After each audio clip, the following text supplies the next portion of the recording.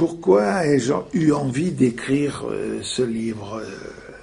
Ça m'est assez difficile d'y répondre en quelques mots. Une envie qui s'est transformée très vite en besoin. Depuis quelques années, on entend dire que la mixité en éducation, c'est la cause quasiment de toutes les difficultés relationnelles entre les garçons et les filles. On ne peut plus, on ne doit plus éduquer filles et garçons ensemble. Comme si on oubliait les siècles d'évolution qui ont conduit à cela.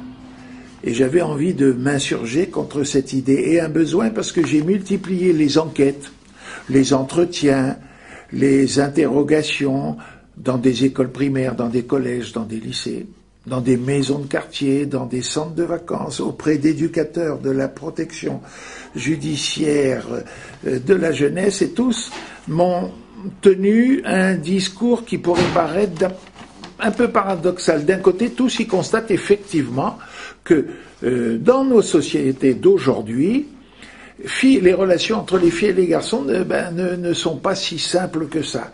Ils constatent que les filles subissent des pressions, des harcèlements, des agressions. J'ai des témoignages de quelques-unes d'entre elles, de 12 à 18, 19 ans, sur papier anonyme, qui disent parfois ce qu'elles subissent ou qu'elles voudraient éviter, et ces témoignages figurent dans le livre. Et puis eux tous aussi constatent que les garçons réussissent moins bien que les filles.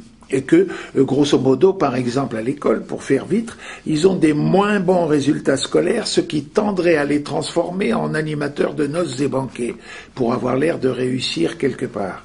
Or, me semble-t-il, tout ce que j'ai pu constater sur le terrain semble montrer que ce n'est pas la mixité en éducation qu'il faut supprimer, c'est plutôt modifier les conditions dans lesquelles elle se vit. Et je tente donc de donner des exemples, une argumentation, une réflexion théorique qui justifie cette démarche. Comment le dire sans être trop pompeux? J'ai envie d'affirmer que réussir la mixité en éducation, c'est de fait agir au cœur de la République.